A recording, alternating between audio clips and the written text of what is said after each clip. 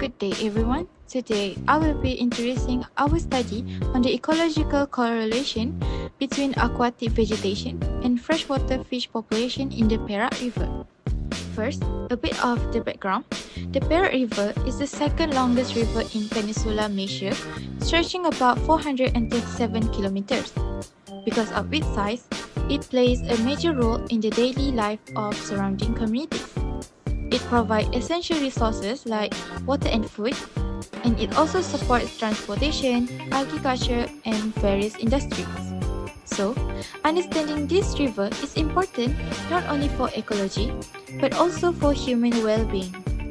The river is also a biodiversity hotspot because more than 107 freshwater fish species have been recorded here. This high diversity makes the Perak River a great natural laboratory for studying how aquatic ecosystems function. One concept that guides our study is the river continuum concept, which explains how biodiversity and ecological interaction change from the upper stream to the lower stream of a river. As the river flows, the environment, including vegetation, water depth, and light availability changes. These changes affect what kinds of fish and plants can thrive. Understanding this relationship can help in conservation effort and sustainable river management. That's all for me. With that, I will now pass on the next presenter. On this slide, I'll be explaining the significance of aquatic vegetation in river ecosystems, particularly in the Perak River. Aquatic vegetation plays a crucial role in supporting freshwater fish populations.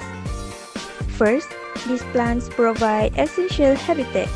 They offer places for fish to hide, find shelter, and escape from predators. They also create breeding and nursery areas, which are important for the survival of juvenile fish. Next, aquatic vegetation helps supply food and oxygen. Many fish species feed on small organisms that live on or around these plants, while the plants themselves contribute to oxygen production through photosynthesis. Besides supporting fish directly, aquatic vegetation also improves ecosystem stability. It helps to stabilize sediments, preventing erosion, and it also sequesters nutrition, reducing issues like excessive nutrient buildup that can harm water quality. However, it's important to note that both too little and too much vegetation can be harmful. Low vegetation density reduces shelter and breeding spaces, while excessive vegetation can restrict fish movement and lower dissolved oxygen levels. So overall, aquatic vegetation has significant impact on fish diversity and abundance, but only when it exists in a balanced amount. I think that's all for me.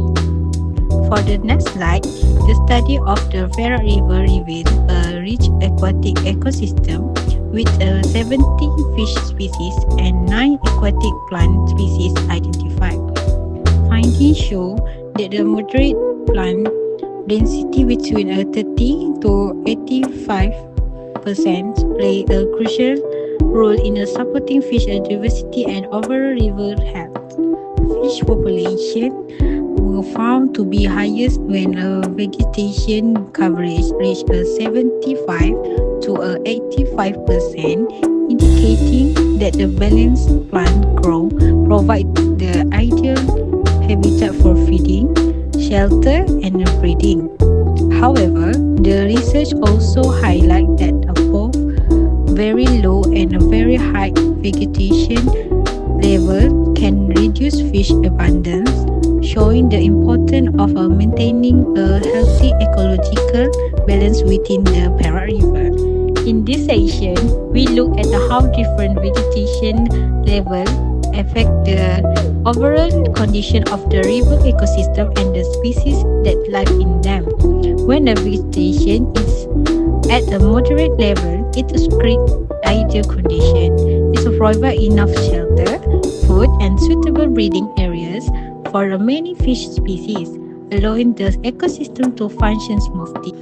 If a vegetation becomes too dense, usually above 85% coverage, it can cause a severe issue. Fish movement becomes limited and a dissolved oxygen level tend to drop, making the environment less suitable for many species.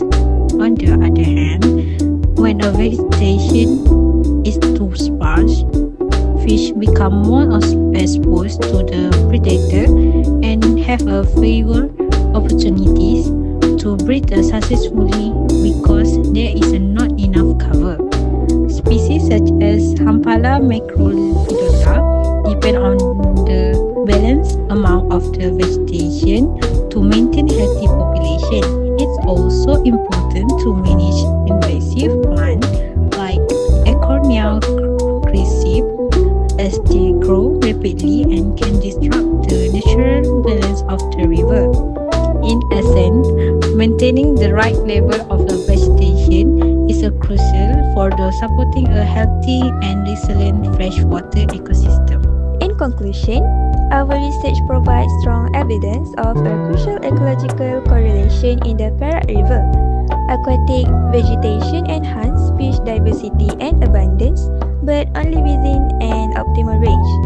The study clearly indicates that moderate plant density, specifically in the 75% to 85% range of coverage, leads to the big fish populations and overall best river health. This is why the main takeaway from our work is that balanced management is absolutely necessary for achieving sustainable river health and biodiversity. We must actively avoid the extremes of both barren and overgrown conditions. On one hand, overly sparse vegetation increases the risk of predation and lowers breeding success. On the other hand, excessive vegetation, meaning coverage above 85%, reduces dissolved oxygen and physically hinders fish movement. Therefore, the path forward for the Perak River and its significant biodiversity lies in maintaining this delicate ecological balance, a thriving middle ground of aquatic plant life. Thank you. That's all from our group.